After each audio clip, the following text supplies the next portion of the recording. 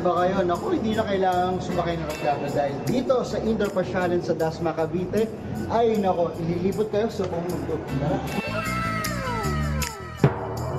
You heard it right. Sulitin natin ang site. Ito ang one-of-a-kind adventure na bigla ang gala around the world. Di mo kailangan mag-passport o gumastos ng malaki. Ticket to the World ay binubuo siya ng 7 kontinente. Meron tayong Asia, Africa, Australia, Antarctica, then meron tayong Europe, saka North and South America. Gala all the way, kaya naman abot hanggang langit ang ngiti.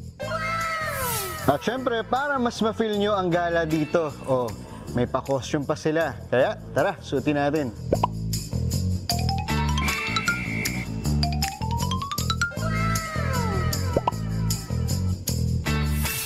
First stop, Asia.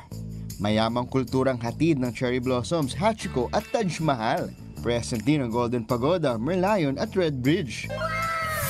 Next occasion, Africa. Filmong Amazon vibes dahil sa jungle at wildlife. Dito naman sa Antarctica, may igloo, penguin at pa-snow. Astig, di ba?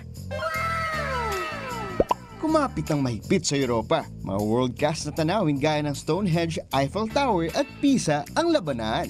At huwag kalimutan ang London bus na pula. Pati ang phone booth na iconic. North America vibe mo ay magiging lively at chill dahil sa Christ the Redeemer to Vegas na nakaka-thrill. Sa South America, baka si Liberty ay kumindat. I-selfie mo na yan, sige, ikaw na pasikat. Sa Harbour Bridge at Opera House ng kontinenteng Australia, post ka nga ng wagas. Insta-viral din yan, walang duda. Sa 4,000 square meters na museyong ito, visa-free na libutin ang buong mundo. Daig mo pa may private jet ha? May sand art, tugtugan at sayawan pa. Tapat-tapat. At kung kasama mo ang barkada o pamilya, talaga namang ang saya-saya.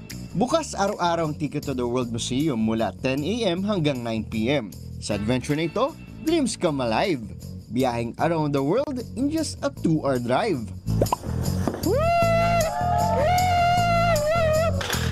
Happy weekend mga kapatid!